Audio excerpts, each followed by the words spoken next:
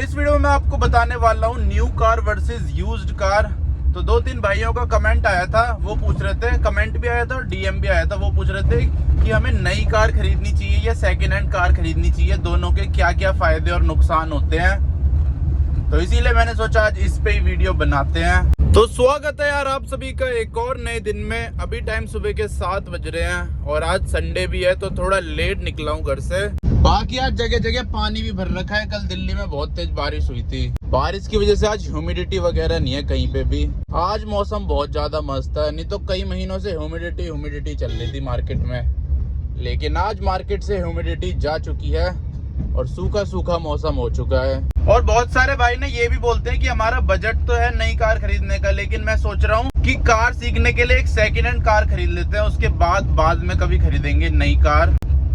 तो वो भी बताऊंगा कि आपको उस केस में क्या करना चाहिए, नई कार खरीदनी चाहिए या फिर एक यूज्ड कार खरीदनी चाहिए। तो सबसे पहले आपको यूज्ड कार के बेनिफिट्स बताता हूँ कि अगर आप अपने लिए एक यूज्ड कार खरीदते हो तो उसके आपको क्या क्या बेनिफिट मिलेंगे। सबसे पहला बेनिफिट जो कि सबको ही पता है कि सस्ती पड़ती है बहुत ज़्यादा। जहाँ एक नई कार आपको 10 लाख की मिलेगी, वही सेम कार यूज्ड मार्केट में आपको मिल जाएगी 6 लाख रुपए की। तो सीधे सीधे आपके 4 लाख रुपए बच रहे हैं। 4 लाख में उसमें आप जिंदगी भर तेल डलवा सकते हो। और वैसे तो हो सकता है आपको 6 लाख से भी कम की ही मिल जाए, 4 लाख की भी मिल सकती है, 3 लाख की भी मिल सकती है। क्योंकि यूज्ड कार में ना प्राइस एकदम फिक्स नहीं होता जैसे ब्रांड न्यू में होता है। ब्रांड न्यू में अगर 6 लाख की कार है तो आपको 6 लाख की ही मिलती है, लेकिन यूज्ड में हो सकता है वो आपको बहुत ही सस्ते में मिल जाए, हो सकता है थोड़ी महंगी मिल जाए। तो प्राइस फिक्स नहीं होता। और दूसरी चीज पता है क्या है, जब आप एक नई कार खरीदते हो ना, उसमें आपको इतना महंगा इंश्योरेंस लेना पड़ता है, उसके साथ साथ आपको टैक्स भी भरना पड़ता है, रोड टैक्स। लेकिन जब आप एक यूज्ड कार खरीदते हो ना, मान लो आपने कोई नई कार खरीदी 10 लाख रुपए की और उसका एक्स शोरूम प्राइस है 7 लाख रुपए, तो जब आप उसे सेकेंड हैंड मार्केट में बेचने जाओगे ना, तो वो एक्स शोरूम के ऊपर बिकती है, ना कि ऑन रोड प्राइस के ऊपर बिकती है। तो एक तरह से एक्स शोरूम के ऊपर आप जो भी दे रहे हो वो तो आपका डेप्रिशिएट हो जाता है पैसा, उसके अलावा भी और पैसा भी डेप्रिशिएट हो जाता है। इसीलिए नई कार खरीदने में बहुत ज्यादा पैसे का नुकसान होता है अगर आप उसे बेचोगे। हाँ, अगर आप उसे बेचते नहीं हो, हमेशा अपने पास रखते हो, तब तो एक बार को आप ले सकते हो।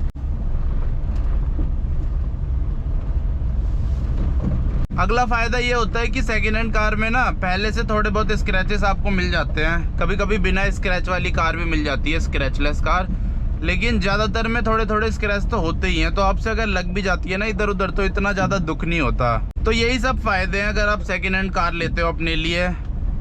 बस पैसों का ही फायदा रहता है वैसे अगर देखा जाए तो। सस्ती पड़ती है बहुत ज्यादा, हर चीज में सस्ती पड़ती है। अब बात करते हैं अगर आप एक अपने लिए नई कार खरीदते हो तो उसका क्या फायदा होता है। पहला फायदा तो ये होता है कि नई कार की जो फीलिंग होती है ना, वो बहुत तगड़ी होती है यार। मतलब सेकेंड हैंड कार में ना वो फीलिंग कभी आ ही नहीं सकती है, चाहे कोई कुछ भी कर ले।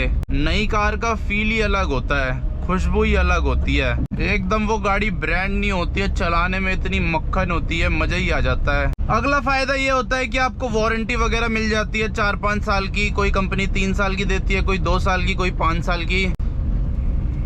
तो इसलिए फिर टेंशन नहीं रहती, गाड़ी में कुछ भी खराब होता है बस कंपनी में डाल के आ जाओ, आपकी गाड़ी फ्री में ठीक हो जाती है। उसके अलावा झंझट नहीं होता कि गाड़ी में कुछ खराब होगा, सही होगा, आपको एकदम परफेक्ट कार मिलती है। और वहीं अगर हम सेकेंड हैंड कार के नुकसान की बात करें तो उसमें ये नुकसान होता है कि आपको ना पता नहीं होता गाड़ी में क्या दिक्कत है। किसी किसी को तो एकदम परफेक्ट गाड़ी मिल जाती है, उसमें कोई दिक्कत नहीं आती, कभी एकदम मस्त चलती रहती है। लेकिन किसी किसी को ऐसी गाड़ी भी मिल जाती है, वैसे किसी किसी को नहीं, बहुत सारे लोगों को ऐसी गाड़ी मिल जाती है जिसमें हिडन डैमेजेस होते हैं और वो बाद में पता चलता है लेने के बाद। और सेकेंड हैंड कार्स में वैसी कोई वारंटी गारंटी होती नहीं है, तो फिर वो आपको खुद ही देखना पड़ता है। और नई गाड़ी में आपको इंश्योरेंस भले ही महंगा मिलता है, लेकिन 0 डेप मिलता है। उसमें क्या है, गाड़ी में कुछ भी टूट फूट होती है तो आप फ्री में सब चीज ठीक करा सकते हो। लेकिन सेकेंड हैंड कार ज्यादातर जो आती है ना, उनमें आपको कॉम्प्रिहेंसिव इंश्योरेंस मिलता है। कॉम्प्रिहेंसिव में क्या होता है, आधे पैसे आपको देने पड़ते हैं और उसमें कुछ कुछ पार्ट्स कवर भी नहीं होते, क्योंकि जो पुरानी गाड़ियां हैं ना, उनका 0 डेप इंश्योरेंस हो नहीं पाता। मेरे ख्याल से 5 साल से अगर आपकी गाड़ी पुरानी है तो उसका 0 डेप इंश्योरेंस नहीं होता। अगर उसका चलता जा रहा है, आप रिन्यू करवाते जा रहे हो, फिर तो वो चलता रहेगा। लेकिन अगर आपने बीच में छोड़ दिया, फिर आप दोबारा से करवाते हो ना तो जीरो डेप्थ नहीं हो पाता, फिर आपको कॉम्प्रिहेंसिव करवाना पड़ता है। सामने ये आ गई एस्कॉर्ट की, क्या है ये, क्रेन है शायद। इसको कैसे ओवरटेक किया जाए। एक तो मेरे साथ साथ और भी लोग जुड़ चुके हैं ओवरटेक करने के। ओ भाई, ट्रक भी ओवरटेक कर रहा है उसे, इतना बड़ा ट्रक भी यार बहुत ज्यादा स्पीड में चल जाता है। ये सीएनजी में इतनी स्पीड में कैसे चल रहा है। चलो हम भी भगा ही लेते हैं, वरना ये ओवरटेक करने की कोशिश करेगा और रोड इतना चौड़ा है नहीं। कभी कभी ऐसे फालतू में भी भगानी पड़ जाती है अपनी जान बचाने के लिए बड़ी गाड़ियों से। अब यहाँ पे चौड़ा रोड है, यहाँ पे कर लेगा ओवरटेक, पर वो नहीं देखते ना, वो तो पतला रोड भी होगा ना जब भी कोशिश करते हैं ओवरटेक करने की। बस इतनी जगह होनी चाहिए साइड में कि उनका ट्रक फिट हो जाए, उसमें वो फिर कोशिश करने लग जाते हैं ओवरटेक करने की। और एक और चीज़, जब आप अपने लिए नई कार खरीदने जाते हो ना तो उस टाइम आपको ज़्यादा ढूंढना नहीं पड़ता। शोरूम जाओ, जो गाड़ी पसंद है वो गाड़ी लो और घर आ जाओ। लेकिन सेकेंड हैंड कार में क्या होता है, आपको ढूंढना बहुत पड़ता है। पहले जगह जगह डीलरों के चक्कर लगाओ, फिर OLX पे देखो, कार24 में देखो, स्पिनी में देखो, जगह जगह देखो। तो सेकेंड हैंड कार लेते टाइम आपको मेहनत थोड़ी ज्यादा करनी पड़ती है, और वहीं ब्रांड न्यू कार लेते टाइम आपको ये सब मेहनत नहीं करनी पड़ती। अपना मस्त जाओ राजाओं की तरह शोरूम, और वहां से अपने लिए एक बढ़िया सी ब्रांड न्यू कार खरीद के ले आओ। और आपको वहाँ पे इज्जत भी बहुत ज्यादा मिलती है एक दिन के लिए, उसके बाद तो वहाँ पे भी वही हाल हो जाता है। पर एक दिन के लिए वो दे देते हैं लोग इज्जत आपको, लेकिन जैसे ही आप उनकी गाड़ी खरीद लेते हो, पेमेंट पहुंच जाती है, फिर आप उनके लिए राजा से बन जाते हो दासी बन जाते हो आप, दासी। पेमेंट मिलने के बाद तो चाहे कंपनी ब्रांड न्यू कार की हो या यूज्ड कार की हो, वो कस्टमर को अपनी दासी बना लेती है। इसीलिए दासी तो आपको दोनों में ही बनना पड़ जाएगा, चाहे यूज्ड कार ले लो या सेकेंड हैंड कार ले लो। अब वो आपकी मर्जी है कि आपको किसका दास या फिर दासी बनना है। वैसे देखा जाए तो दासी ना ज्यादातर ब्रांड न्यू कार में ही बनते हैं, क्योंकि ब्रांड न्यू कार में झंझट ये भी होता है कि आप बाहर से काम नहीं करा सकते, फिर वारंटी वॉइड हो जाती है। लेकिन सेकेंड हैंड में तो इतनी कोई दिक्कत नहीं होती, कहीं से भी काम करा लो, वारंटी तो वैसे भी रहती ही नहीं है। सुबह के टाइम यार कितने ट्रक चल रहे हैं दिल्ली में, ट्रक ही ट्रक चले जा रहे हैं जगह जगह। और नई कार खरीदने के भी यार कुछ नुकसान होते हैं, जैसे कि आपको ज्यादा पैसे भरने पड़ते हैं, EMI बनानी पड़ती है। नई कार खरीदते टाइम जितने की आप डाउन पेमेंट करोगे उतने में आप एक सेकेंड हैंड कार ले सकते हो अपने लिए। उसके अलावा स्क्रैच पड़ जाए तो बहुत ज्यादा दिल में दर्द होता है, और उसमें बार्गेनिंग निगोशिएशन बिल्कुल भी नहीं होता, क्योंकि जो प्राइस है वही मिलता है आपको। अगर आप कैश में लोगे ना तब आपको थोड़ा बहुत डिस्काउंट मिल जाएगा, लेकिन अगर आप EMI पे लेते हो फिर तो आपको बिल्कुल भी डिस्काउंट नहीं मिलता है। तो बस यार मेन यही फायदे और नुकसान है सेकेंड हैंड और ब्रांड न्यू कार के।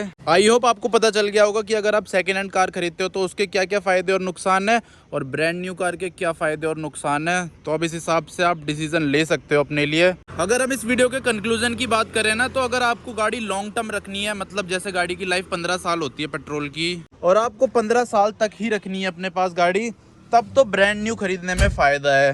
15 साल में आप पैसे वसूल कर लोगे। लेकिन अगर आपको शॉर्ट टर्म के लिए रखनी है, 2-3 साल के लिए, 4-5 साल के लिए, तो उस केस में इतनी ज्यादा वर्थ नहीं है ब्रांड न्यू गाड़ी खरीदना।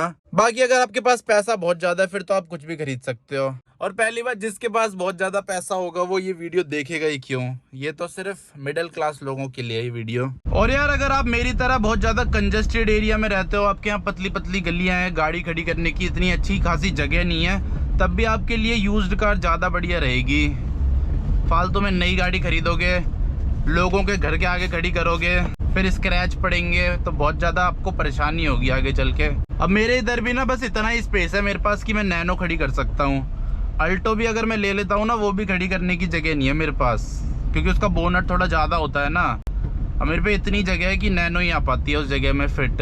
और दूसरा ऑप्शन पार्किंग का है। पार्किंग वाले 2000 रुपये लेते हैं महीने के। अब उतने की तो गाड़ी नहीं है जितने पार्किंग के हो जाएंगे साल के। और ब्रांड न्यू गाड़ी उनके लिए बढ़िया है जिनको लॉन्ग टर्म के लिए गाड़ी रखनी है, गाड़ी रखने की जगह भी है उनके पास अच्छी खासी, तो उनके लिए तो फिर ब्रांड न्यू ही बढ़िया है। आराम से मस्त टेंशन फ्री होके चलाओ ब्रांड न्यू कार। तो आई होप आपको समझ आ गया होगा। अब बस इस वीडियो को यहीं पे ही एंड कर देते हैं। अब चलते हैं सीधा घर।